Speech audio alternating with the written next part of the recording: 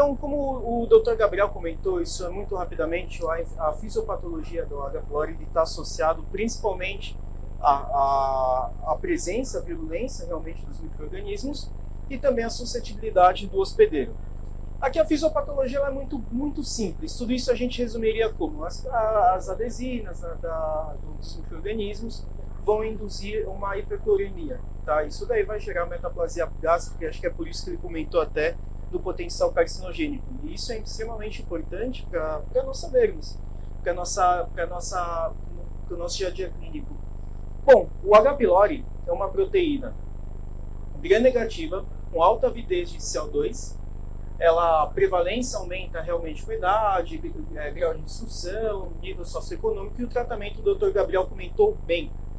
Mas se a gente for para pensar, a nossa boca é completamente contrário, ela tem muito pouco CO2, tem muito mais oxigênio, tem uma grande variação de pH e de temperatura, né? Tem um fluxo salivar que está a todo momento lavando a nossa boca, e você tem várias outras bactérias competindo. Então, o que isso tem a ver realmente com o nosso dia a dia, né? Na verdade, eu trouxe alguns estudos para mostrar e para comprovar que eu estou falando a verdade, tá? No primeiro estudo, realizado com 1.860 pacientes, eles realmente comprovaram que a co-infecção de H. pylori no estômago e na boca acontece para 50% dos pacientes. Quando eles fizeram a análise genética, a concordância genética, ela bateu de 51% a 58%, ou seja, é o mesmo H. pylori que está na boca e está no estômago do paciente. Quando a gente olha esse estudo, ele é super recente, ele foi realizado em Taiwan com 134 mil pessoas, realmente demonstrando isso, a suscetibilidade de pacientes periodontais ao H. pylori e a incidência maior em pacientes, a razão de risco 1,53. Você tem risco 53% maior de ter H. pylori para quem tem periodontite. Eu acho que periodontite é uma coisa que todos os pacientes têm, né? Na verdade, 75% da população brasileira tem algum grau de comprometimento, alguma doença periodontal. E como é que então explicaria isso? Bom, a Streptococcus mutans, né, principalmente mutans, que está no biofilme dental de todo mundo, é suficiente para produzir ácido, que é essencial para a sobrevivência do H. pylori. Além disso, o fusobacterium, que também faz parte da nossa microbiota dental, ele acaba atuando como um agente adesivo. É assim que acontece no biofilme dental. Então, neles se aderem principalmente as bactérias do grupo vermelho de Socransky. Então, aqui existe uma grande oportunidade para a bactéria se aderir ao nosso biofilme dental.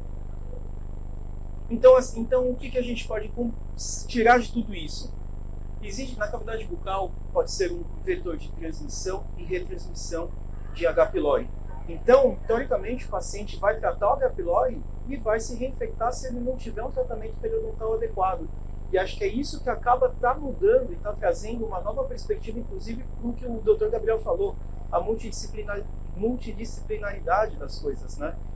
E, bom, a dificuldade da erradicação do H. pylori com a terapia sistêmica apenas, que é justamente o omeprazol,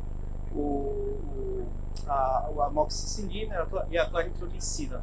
Uma meta-análise mostra, de 2011, que a erradicação no estômago com a terapia é de 85%, só que apenas 5% da H. pylori dentro do biofilme dental consegue ser erradicado e eliminado. Então é muita coisa que fica por ali. O Zhang, em 2022, dando agora a combinação entre o tratamento sistêmico com terapias periodontais, aumenta a taxa de sucesso de erradicação do H. pylori. E aqui a gente começa a juntar as coisas mesmo, né? Então, por exemplo, se a terapia sistêmica apenas, ela diminui e erradica 78,4% do H. pylori no geral no organismo.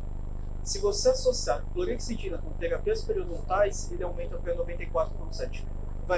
Pode parecer pouco, mas 10% já é um risco bem aceitável, né? Bem grande. E quando a gente olha, principalmente a longo prazo, a gente vê o dobro praticamente.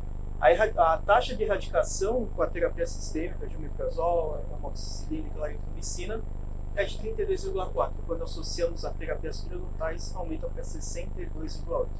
E Zhang fez uma meta-análise realmente demonstrando essa razão de risco, essa razão diminuída quando a gente faz essa associação. E isso é importante a gente saber, principalmente não só para os pacientes, até para educar os nossos pacientes, né? Então não só o paciente que ele realmente está fazendo tratamento para H. pylori, mas tratamentos para pacientes periodontais, demonstrar algumas dessas evidências científicas mais novas, que acho que vale super a pena. Inclusive, muitos manuais de tratamento realmente de H. pylori estão sendo revisados baseados nessas novas evidências. As recomendações continuam sendo esse tratamento periodontal, a desorganização do biofilme dental, claro.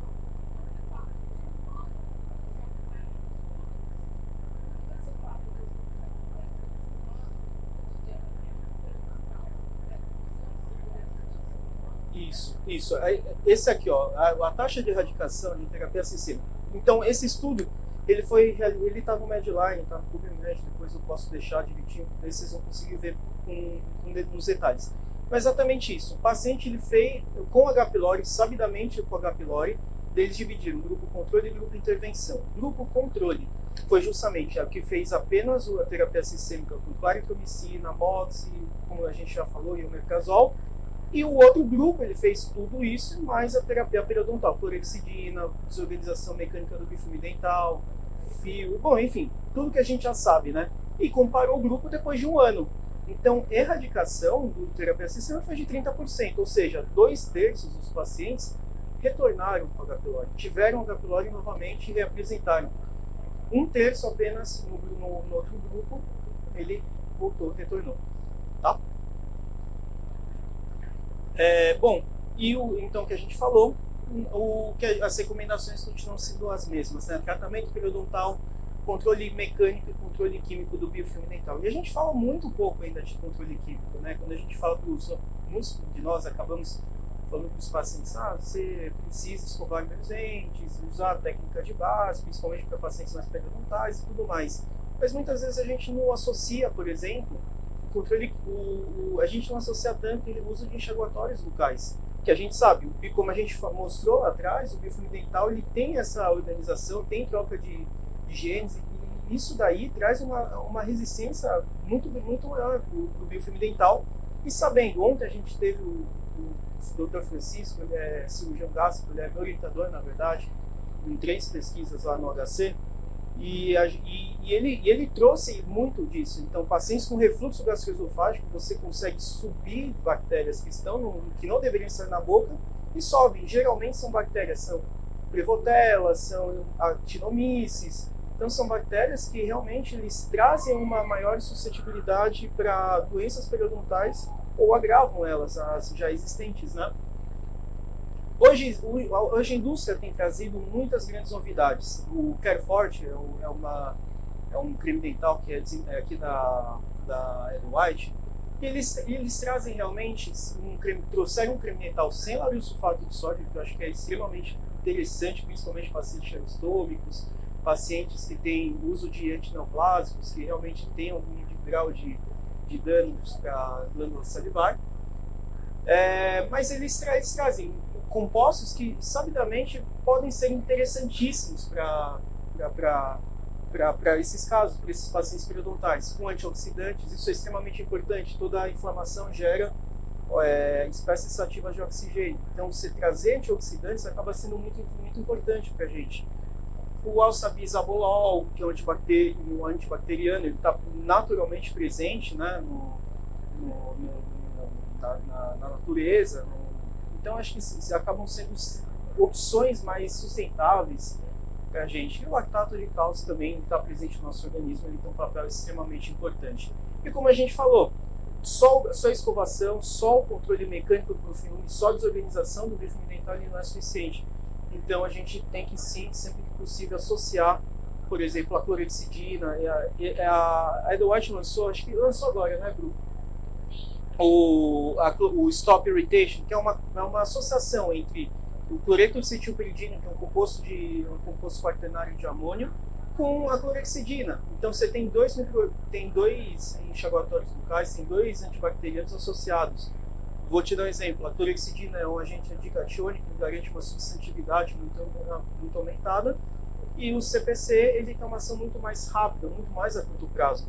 E eu acho que esses benefícios valiam. E valem a pena. E eu acho que o que muito tem se falado são as escovações. Eu acho que é uma... Se você parar para pensar, 1 minuto de escovação equivale a 1 mês em questão de movimentos. Quando a gente vê, por exemplo, nos pacientes, né? A capacidade de desorganização é muito superior, né? E, bom, gente, o horário já deu. Desculpa os problemas técnicos que nós tivemos. Se vocês tiverem dúvidas, estamos super à disposição. Muito obrigado pela atenção de todos, tá? Alguém tem alguma pergunta?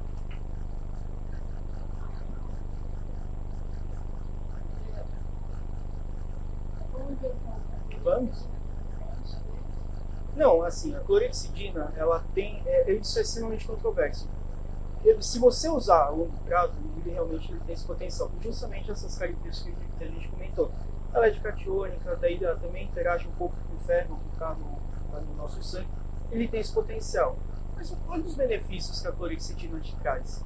Entendeu? O paciente, por exemplo, o paciente que está sob tratamento de H. pylori, um paciente que apresenta algum dos sinais que o doutor Gabriel comentou. A chance, tudo bem, uma metaplasia não é um câncer, e é uma reação, você tem uma troca de células da mesma linhagem, né? Um epitélio não creatinizado vai para um epitélio creatinizado, mas isso vai acontecer no mesófago de Barré, por exemplo. Pô, eu acho que o risco é muito maior, né? E assim, as manchas da clorexidina ainda saem, encolhimento, entendeu? E eu acho que o benefício é muito superior, né?